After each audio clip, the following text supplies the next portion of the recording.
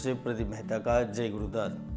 दोस्तों, आज मैं आपको इस वीडियो के माध्यम से बताऊंगा कि अंगारक योग क्या होता है, उसका आपकी कुंडली पर क्या प्रभाव पड़ता है और किन परिस्थितियों में यह योग बनता है और आप कैसे जान सकते हैं कि यह योग आपकी कुंडली में बन रहा है और उसके दुष्प्रभावों से बचने के लिए आप किस किस तरह के उपाय आजमा सकते हैं, कर सकते हैं और उससे मुक्त हो सकते हैं। वैसे दोस्तों, आगे बढ़ते हुए मैं आपको बताना चाहता हूं कि मेरी भविष्यवाणी अक्सर सही होती है। हाल ही में गुजरात विधानसभा चुनाव के परिणामों ने सबको चौंका दिया, लेकिन दोस्तों मैंने 18 सितंबर 2022 के दिन ही गुजरात को लेकर बड़ी भविष्यवाणी कर दी थी। मैंने कहा था कि आपके बढ़ते जनाधार से कांग्रेस को नुकसान होगा तो भारतीय जनता पार्टी विजयी होगी।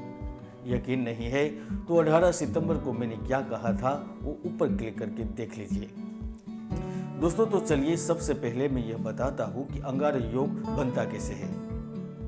देखिए, 12 भाव होते हैं कुंडली में और किसी भी भाव में अगर मंगल और राहु या फिर मंगल और केतु साथ में बैठ जाए तो उसी को अंगारक दोष योग कहा जाता है। तो आप समझे, मंगल के संग राहु या मंगल के संग केतु अगर साथ में एक भाव में बैठ जाए तो यह अंगारक योग बनता है। अब आपके मन में यह सवाल जरूर आ रहा होगा कि जहां मंगल के साथ केतु या राहु होगा तो उसके दुष्प्रभाव तो निश्चित तौर पर जातक के जीवन में पड़ेंगे। बिल्कुल दोस्तों, अगर ये योग आपकी कुंडली में बने तो इसके दुष्प्रभाव आपको जरूर झेलने पड़ सकते हैं, यानी जिंदगी में उठापटक शुरू हो जाती है। दोस्तों, अंगारक योग की वजह से जीवन में कई तरह की समस्याएं उत्पन्न होती है। आप उन सभी समस्याओं से बच भी सकते हैं, बशर्ते आपको सही समस्या का पता हो और उसका निवारण के संबंध में आपको संपूर्ण जानकारी हो। अब हम सबसे पहले बात करेंगे कि अंगारक योग के कारण आपके जीवन में किस तरह की समस्या आ सकती है। दोस्तों, अंगारक योग की समस्याओं को समझना है तो सबसे पहले आप यह नोटिस करें कि अंगारक योग आपकी कुंडली में किस भाव में बन रहा है। किस भाव में मंगल राहु या मंगल केतु साथ में बैठ रहे हैं और अंगारक योग जिस भाव में बनता है उस भाव से संबंधित और जहां मंगल राहु की नजर है उन जगहों पर आपके लिए समस्याएं खड़ी हो रही है कि नहीं। आप उसे उदाहरण से समझने का प्रयास करें। जैसे मान लीजिए मंगल और राहु साथ में आपके 10वें भाव में विराजमान है और 10वां भाव यानी कि आपके कर्म का, आपकी नौकरी का, आपके बिजनेस का, आपके व्यवसाय का घर होता है, यानी 10वें भाव में आपकी सफलता को सुनिश्चित करता है और आपकी आजीविका को बेहतर बनाने का स्थान है। ऐसे में अगर वहां मंगल और राहु साथ में बैठे हुए हैं या तो उनकी दृष्टि चौथे भाव में पड़ेगी, उसका मतलब यह हुआ कि मंगल राहु 10वें भाव के साथ चौथे भाव को भी प्रभावित करेंगे और चौथा यानी 4th हाउस माता, भूमि, वाहन का भाव होता है। इसलिए मंगल और राहु की दृष्टि जब इस पर पड़ती है तो कभी आपकी माताजी की तबीयत बिगड़ सकती है, तो कभी भूमि या प्रॉपर्टी से रिलेटेड प्रॉब्लम आ सकती है, कभी वाहन से संबंधित समस्याओं का सामना करना पड़ सकता है। तो दोस्तों, आपने समझा कि अंगारक योग जहां बनेगा और मंगल राहु या मंगल केतु के साथ में जिस भाव में दृष्टि पड़ेगी वह सब बुरी तरह से प्रभावित होंगे। लेकिन दोस्तों, एक अहम बात और बता दूं कि दोनों की दृष्टि एक जैसी नहीं होती।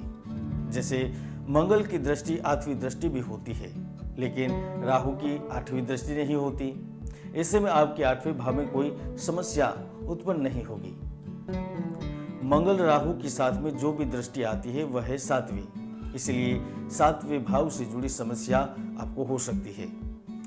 कुल मिलाकर दोस्तों, ग्रहों की संयुक्त दृष्टि जिस भाव में पड़ेगी आपको उसी भाव से संबंधित समस्या का सामना करना पड़ेगा। दोस्तों, अंगारक दृष्टि का एक कार्ड भी होता है। अब मैं आपको विस्तार से इसके बारे में समझाता हूँ, बताता हूँ। जैसे आप मंगल और राहु की कैंसिलेशन को चेक कीजिए। इसके लिए आप मंगल और राहु की डिग्री देखिए। अगर मंगल की डिग्री 1 या 0 और राहु की डिग्री भी 1 या 0 है या फिर उनकी डिग्री 28 या 29 है तो इन जगहों पर ये समझाइए नहीं, इन जगहों पर ये समस्याएं नहीं क्रिएट करेंगे। सवाल है क्यों नहीं करेंगे? क्योंकि इन जगहों पर उनकी क्षमताएं कमजोर पड़ जाती है और वे आपके जीवन को प्रभावित नहीं कर पाते या फिर बहुत कम करते हैं। हालांकि ये अपनी महादशा या अंतर्दशा में समस्याएं खड़ी करते हैं, लेकिन अगर इनकी डिग्री कम या बहुत ज़्यादा होती है तो आप पर उनका कोई दुष्प्रभाव नहीं पड़ता है। अब दोस्तों, इसके उपाय के बारे में आपको विस्तार से बताना चाहता हूँ। एक बार के लिए मान लीजिए अगर आपकी कुंडली में अंगारक योग बन गया है और आपकी जिंदगी में उथल पुथल हो रही है, बहुत ज़्यादा परेशानी आ रही है, तो उनके लिए आप क्या कर सकते हैं?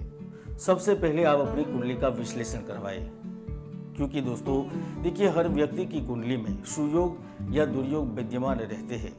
ज्योतिष के कई ऐसे महायोग हैं जो व्यक्तियों को सफलता की बुलंदियों तक पहुंचा देते हैं, तो कई ऐसे दुर्योग भी है जो व्यक्ति की भरपूर मेहनत को सफल नहीं होने देते। इसलिए सबसे पहले आप अपनी कुंडली का विश्लेषण करवाएं और चेक करें कि हकीकत में हमारी कुंडली में अंगारक दोष बना है या नहीं। उसके बाद समस्या के आधार पर उपाय किए जाते हैं। अब मैं आपको उसके सटीक उपाय के बारे में बताता हूँ, लेकिन दोस्तों इसके उपाय जानने के लिए जरूरी है कि आपको यह पता हो कि आपकी कुंडली में किस भाव में अंगारक योग बन रहा है। इसमें एक स्थिति ऐसी भी है कि मंगल राहु और मंगल केतु में कोई एक ग्रह अच्छा और दूसरा ग्रह खराब स्थिति में हो सकता है। जैसे आप यह समझ सकते हैं या फिर देखिए कि कुंडली में किस भाव में मंगल और केतु बैठे हुए हैं या मंगल और राहु बैठे हुए हैं। मंगल की ओर नजर डालिए। मंगल यदि आपकी कुंडली में खराब ग्रह है या मारक ग्रह है और राहु कुंडली के लिए अच्छे ग्रह है, तो राहु को लेकर चिंतित होने की जरूरत नहीं है। आपको चाहिए कि मंगल को शांत किया जाए। यह स्थिति उलट भी हो सकती है, यानी अगर मंगल शांत है लेकिन राहु की स्थिति सही नहीं है तो उन्हें शांत करने के उपाय करने होंगे। दूसरी स्थिति वह होती है जहां दोनों ग्रह खराब होते हैं, जैसे मंगल और राहु दोनों खराब स्थिति में है। अब चूंकि दोनों ही खराब स्थिति में है तो जाहिर है आपकी जिंदगी में समस्याएं आती ही जाएगी, बढ़ती ही जाएगी। ऐसे में आपको चाहिए कि आप दोनों को साथ में शांत करें। दोस्तों इसी तरह की स्थिति तीसरी भी स्थिति बनती है। तीसरी स्थिति में दोनों ही अच्छी स्थिति में है। अगर दोनों ग्रह की अच्छी स्थिति में है तो आपको ये देखना होगा कि वह आपके लिए ज़्यादा फायदेमंद कौन सा ग्रह है, आपको क्या चीज़ें अपने जीवन में चाहिए और कौन सा ग्रह आपके लिए सुखद साबित होगा। अगर मंगल आपको अपनी ज़रूरत की पूर्ति करने में मदद कर सकते हैं तो आपको चाहिए कि आप राहु को न्यूट्रल करिए। अगर राहु आपकी ज़रूरत की आपूर्ति करते हैं तो मंगल को न्यूट्रल कीजिए। कहने का मतलब यही है दोस्तों, अंगारक योग दो ग्रह मिलकर बनाते हैं। इनमें से जो ग्रह आपके लिए प्रतिकूल प्रभाव लेकर आता है उस ग्रह को आपको शांत कर देना चाहिए। ऐसा करने की वजह से दूसरा ग्रह अकेला बच जाता है, और जब वह अकेला बच जाता है तो वह आपकी जिंदगी में न तो अच्छे प्रभाव डाल सकता है और न तो बुरा प्रभाव डाल सकता है। इस तरह आपका अंगारक दोष टूट जाता है। लेकिन यह जानना आपके लिए जरूरी है कि ग्रहों को न्यूट्रल या शांत कैसे किया जा सकता है। इसके लिए आपको वैदिक पद्धति से, वैदिक पंडितों के माध्यम से, गुरु की सहायता से पूजा यज्ञ करने चाहिए। राहु केतु मंगल के बीज मंत्रों का जाप करना चाहिए। खराब स्थिति में है उनको सुधारना चाहिए, शांत करना चाहिए। तो निश्चित रूप से अंगारक दोष का जो दोष होता है वो कट जाता है।